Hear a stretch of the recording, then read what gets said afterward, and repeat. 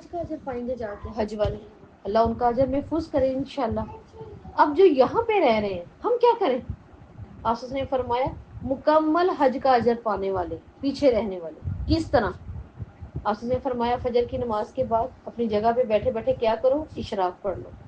حدیث کے الفاظ ہیں، آپ نے 3 دفعہ کہا تامت عمرۃ الحج، مکمل حج اور عمرے کا اجر، مکمل حج اور عمرے مکمل۔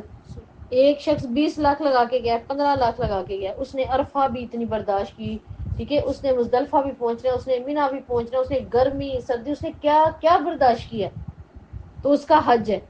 اور ایک شخص گھر کے جا نماز پہ بیٹھے 2 نفل پڑھتا ہے اور اللہ کے سے کرے مکمل اس کا اجر۔ اس قدر اس کا اجر تھا جس نے مال لگایا اور جا کے جان بھی لگائی ہوئی ہے، لیکن اللہ تعالیٰ اپنے بندوں پہ بہت مہربان ہے، فرمایا اس کو مکمل کس کا اجر ہے؟ حج کا، مکمل حج کا اجر ہے اگر وہ پیچھے ہے اور وہ اشراق پڑھ لیتا ہے۔ پھر آپ صلی اللہ علیہ وسلم نے فرمایا جو گھر سے علم سیکھنے کے لیے نکلا ہے جب تک وہ نہیں لوٹتا وہ مکمل حاجی کا اجر پاتا ہے، مکمل حاجی کا۔ اور ایک حدیث میں تو الفاظ ہیں وہ احرام کی حالت میں رہتا ہے جب تک وہ نہیں لوٹتا، یہ بھی ہمارے لیے ایک اجر۔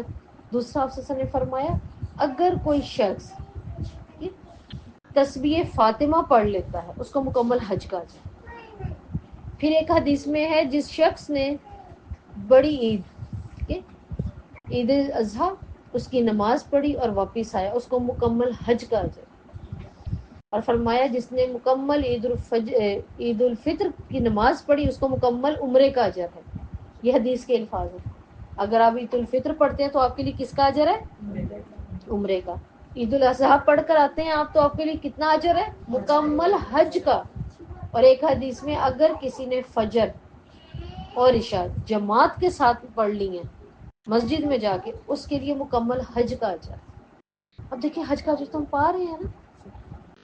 اس سے بھی خوبصورت حدیث آپ صلی اللہ علیہ وسلم کی، اور وہ کیا ہے؟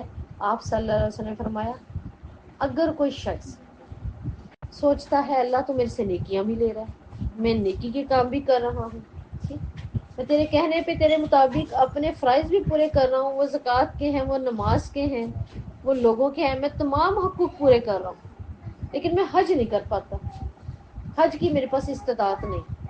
آپ نے فرمایا اگر یہ اللہ سے دعا کرے مجھے اتنی استطاعت دے کہ میں حج کروں اور یہ نہیں کر پاتا تو اس کو مکمل حج کا اجر ہے، نیت پہ بھی، کیونکہ اس نے وہ نیت کر کے رکھ لی تھی کہ اللہ تعالیٰ مجھے اتنا دے کہ میں جا کر حج کروں۔ اگر وہ یہ نیت کرتا ہے تو آپ نے کہا وہ مکمل حج کا اجر پاتا ہے۔ تو دیکھیں یہ میرے اور آپ کے لیے مشکل نہیں ہے نا یہ چیزیں نا، اللہ تعالیٰ ہم سب کو لے کے جائے انشاءاللہ تعالیٰ، اور جو جانے والے ہیں اللہ ان کے لیے آسانیوں کے معاملے کرے اور ان کے سفر کو اور ان کی اس عبادت کو اللہ تعالیٰ سہل کر دے اور قبول بھی کر دے۔ کہ واخر دعوانا الحمدللہ رب العالمین۔